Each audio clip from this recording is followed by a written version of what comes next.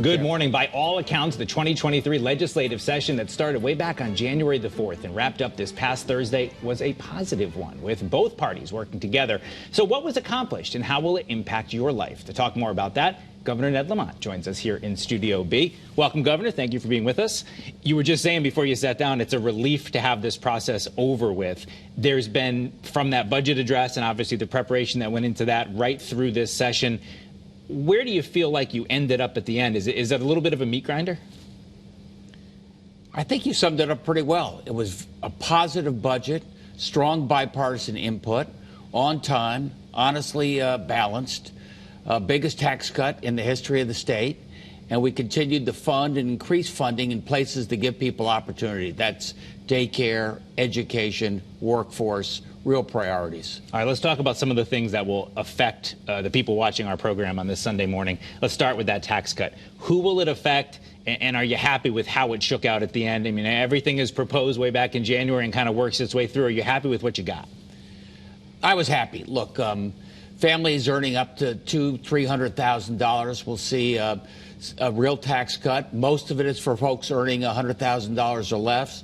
Eliminating the income tax for families earning less than $50,000. What a difference that makes. Our essential workers went through a really tough time during COVID and then inflation. Give them a break. They're getting a break.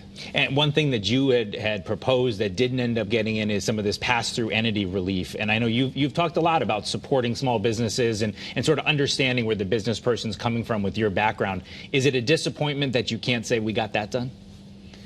Well, we did a lot for small business, starting with workforce, starting with a stable economic outlook. I think the tax cut means a lot for them as they want to recruit people. But, yeah, I would like to have given a tax cut to the small business as well. The compromise we reached, I said, if we're not going to give it there, I want it to be a tax cut and not just additional spending. So for those folks on a pension, 401ks, we've eliminated the income tax for them up to $100,000 in the last budget. Now it starts drifting down. You get a tax cut up to $150,000. And that was a change, kind of getting rid of that cliff that people came up against. That cliff. For people who maybe are younger and aren't facing down that reality of the retirement or pension funds, why is it so important to have that? Is it a competition with other states in that area? Yeah, you want mom and dad to be able to stay in the state, don't you? I do.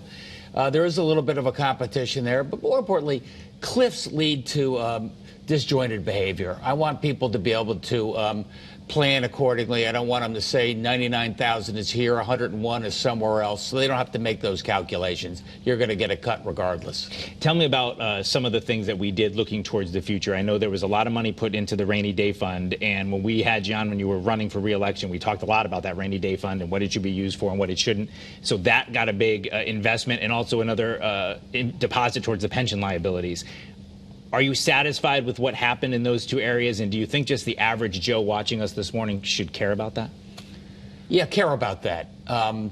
First of all, in the pension, you're a teacher, you're a state employee. People have shortchanged your pension fund going back 40 years.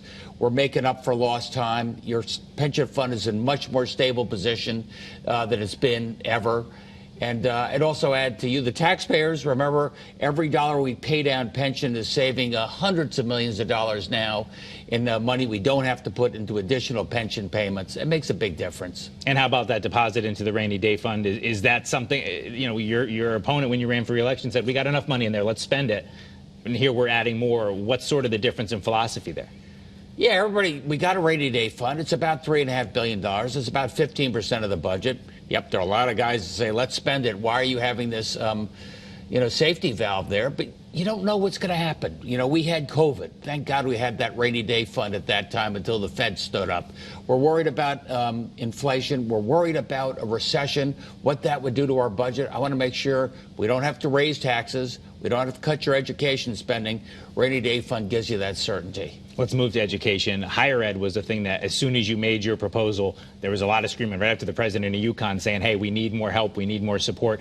Where did higher education end up, and do you think it's enough to address their concerns?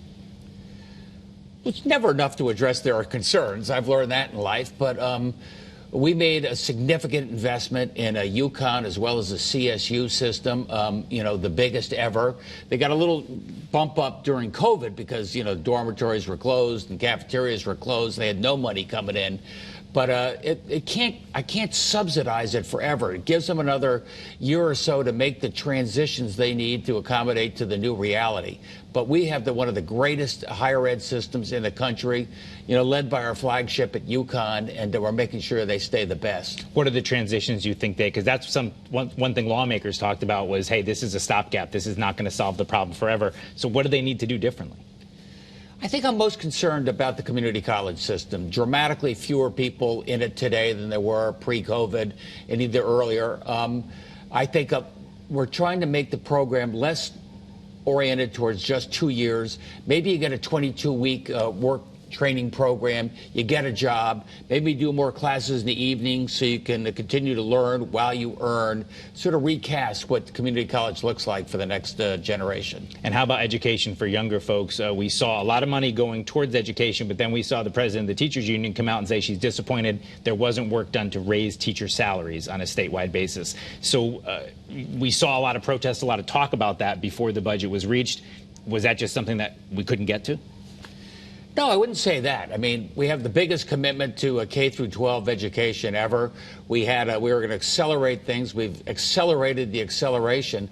What I don't control is how the local boards and superintendents put that money to work.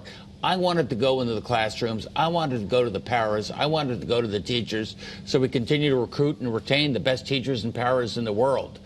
So we're going to, thanks to the legislature, a little more transparency there, make sure that money goes into the classroom. We have a lot more topics to talk about, and you're nice enough to hang with us for another segment. But just staying on the budget for one more question here. One thing that towns watch so closely is that cost sharing with the towns and the money that's going to towns, the pilot payments and things like that. Where did that shake out, and what's your message to first selectmen or mayors who are watching this morning?